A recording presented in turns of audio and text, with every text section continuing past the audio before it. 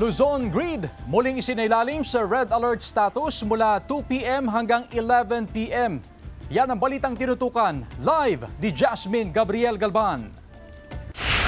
Jasmine? Chris, ayon sa Department of Energy, may mga plantang pumalya ngayong araw dahilan para numipis ang supply ng kuryente.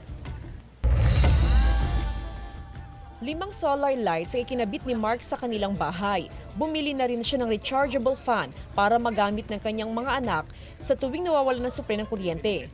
Mahirap daw na walang supply ng kuryente, kagaya kahapon na ilang oras nawalan ng supply ng kuryente sa Dagupan City. Mahirap po, mainit. Opo. Kawawang mga bata. Kawawang mga bata po. Lagi ko, ilan ang anak mo, sir? 3 po, ma'am. Patuloy na pinaghahanda ang mga electric consumer sa posibilidad na mawalan ng kuryente ngayong araw.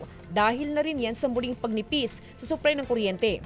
Sa anunsyo na nilabas ng National Grid Corporation of the Philippines o NGCP, muling isinailalim sa red alert ang power grid sa Luzon. Nagsimula kaninang alas 2 ng hapon at magtatagal hanggang alas 11 mamayang gabi. Isinailalim sa yellow alert ang Luzon Grid kaninang 1 hanggang alas 2 ng hapon at mamayang alas 11 hanggang alas 12 ng hating gabi. Sabi ni Energy Undersecretary Mario Marasigan sa panayam ng Super Radyo DCBB. Ilang plant at transmission lines na nagkaaberya kaya nagkaproblema sa supply. Sa init ng panahon, pag na-maximize yung kanilang usage, yung iba nagpi-fail, bigla lang bumibigay. Although supposed to be, mayroon silang preventive maintenance, pero of course, hindi mo rin masabi yung limit ng mga materialis nila. Kasabay ng patuloy na pagnipis sa supply ng kuryente, ang panawagan ng mga power distributor na magtipid sa konsumo sa kuryente.